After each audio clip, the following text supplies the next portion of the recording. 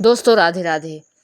दोस्तों आज आप देख रहे हैं कि ये स्नेक प्लांट है और आज इसी का पौधा लगाएंगे। लेकिन इसके लाभ क्या होते हैं, इसको घर में लगाने से इसके क्या फ़ायदे होते हैं, क्यों लगाना चाहिए और क्या फ़ायदे हैं, तो मैं ये सारी जानकारी आपको दूंगी दोस्तों कि आप क्यों इसको आप घर में लगाना चाहिए। दोस्तों आप यदि नए हैं तो वीडियो को सब्सक्राइब ज़रूर करें, लाइक करें, कमेंट करें और शेयर करें और बेल आइकन को अवश्य दबाएं, जिससे कि अब मेरी जो भी वीडियो डालूं तो वो आप तक पहुंच जाए। दोस्तों स्नेक प्लांट, जिसे मदर इन लॉज टंक भी कहते हैं, ये बहुत ही लोकप्रिय एक पौधा है।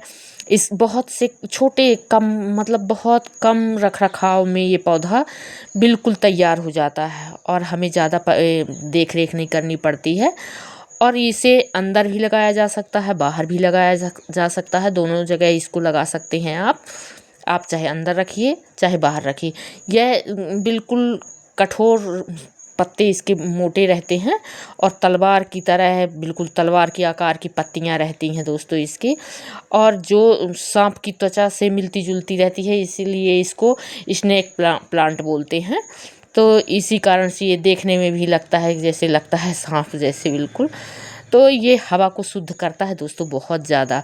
ये स्नेक प्लांट जो है हवा में हानिकारक पदार्थों को निकालने में मदद करता है। और ये देखिए हमने ये ले आया है स्नेक प्लांट को और बहुत सारे लाए हैं, इनको हम लगाएंगे। तो मैं गमला नहीं है अभी, तो मैं एक मटका लूँगी और मटके में लगाऊंगी इसको। तो दोस्तों आप बिल्कुल बने रहिए वीडियो में।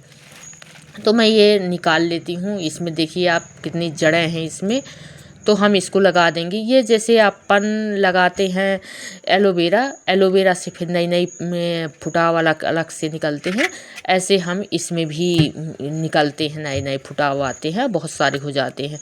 तो मैं ये देखिए मेरा पुराना मटका था, अब मैं इसमें थोड़ा सा इसमें होल कर दूंगी थोड़ा सा, जिससे कि पानी इसमें रुके नहीं, जमा ना हो, और पानी जो भी पानी हम एक्स्ट्रा डालें तो वो बाहर निकल जाए। तो मैं इतना छोटा इसमें होल कर दूंगी। तो ये देखिए मैं होल कर रही हूँ। तो हम इसको कहीं भी नीचे अपन ज़मीन में लगा सकते हैं, कहीं गमले में लगा सकते हैं। अब मेरे पास ये मटका है तो गमला नहीं है, तो मैं इसी में लगा देती हूँ। तो ये देखिए छोटा सा मटका ये पानी वाला, तो हम इसी में, इसकी ज़रूरत नहीं है तो इसी में लगा देंगे। तो ये देखिए अब इसमें छोटा एक खपड़ा डालूंगी, खपड़ा मिट्टी पत्थर कुछ भी हो जो आपके पास हो वो आप डाल दीजिए, तो उसको आप डाल दीजिए। तो मैं ये देखिए ये खपड़े पड़े हैं उनको मैं डाल देती हूँ, तो जिससे कि पानी वहाँ मिट्टी जो है तो मिट्टी में जमा ना हो और पानी निकलता रहे। तो दोस्तों हम अपने घर में बड़ी आसानी से इस पौधे को लगा लेते हैं। अब मैं ये मटका भरना है तो मैं क्या करूँ, तो मेरे पास सूखे कुछ ये लिप्टिस के पत्ते थे, तो मैं पहले लिप्टिस के सूखे पत्ते डाल देती हूँ और उसी में फिर मैं ये गोबर की खाद से, जो पुरानी गोबर की खाद है उसको डाल दूँगी। तो पत्ते से थोड़ा मटका भर देंगे, कोई भी पत्ता हो कचड़ा हो आप उसमें से अपने मटके मतलब कोई भी, यदि ये गमले में लगाते हैं तो आप नीचे डाल दीजिए, फिर ऊपर से मिट्टी डाल दीजिए, तो आपका ज़्यादा मिट्टी भी नहीं भरनी पड़ेगी और जल्दी भर जाएगा मटका। तो मैं ये देखिए भर देती हूँ इसमें। तो दोस्तों इसे बहुत कम पानी और रोशनी की आवश्यकता होती है, और जिससे हम शुरुआती में इसका बिल्कुल सजावटी में और अपने घर की जो सजावट करते हैं उसमें हम इसकी पत्तियां लगाते हैं कि हमारा मतलब जो गमला है और हमारे घर की सजावट है वो अच्छी, क्योंकि हरा भरा हमेशा रहता है तो इसको हम लगा लेते हैं और ये बहुत अच्छा लगता है, अपने कमरे की सुंदरता को बढ़ाता है। यदि आप कमरे में लगाते हैं इसको तो बहुत ही अच्छा। दोस्तों यह रात में ऑक्सीजन भी देता है, ये ऑक्सीजन छोड़ता है, तो ये आप बेडरूम में बड़ी आसानी से इसको लगा सकते हैं।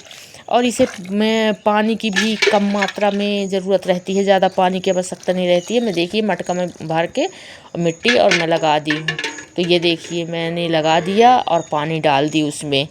तो इसे बिल्कुल रोशनी, कम रोशनी में भी ये जीवित रहता है, और ये लेकिन यह चमकदार प्रत्यक्ष प्रकाश से मतलब कम प्रकाश हो, अंधेले में मतलब छाया में, जहाँ आपकी छाया हो वहाँ आप इसको रख सकते हैं।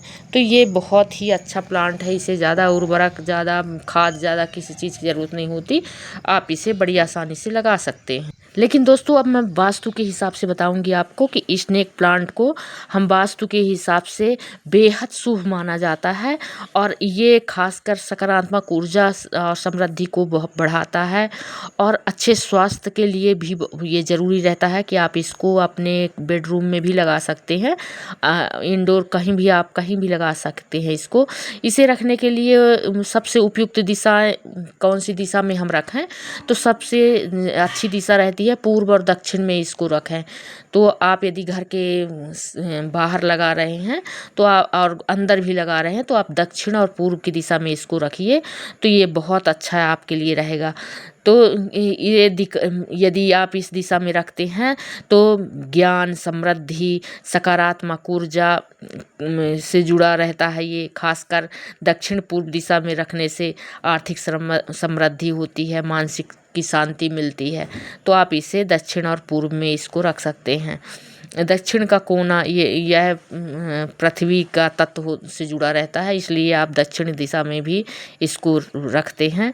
और ये प्रवेश द्वार के पास यदि आपका जहाँ से अंदर जाना है तो उसके पास भी आप रख दीजिए, तो उसमें भी यह समृद्धि के लिए बहुत अच्छा पौधा होता है, और इसको आप ज़रूर अपने घर में लगाइए और रखिए। दोस्तों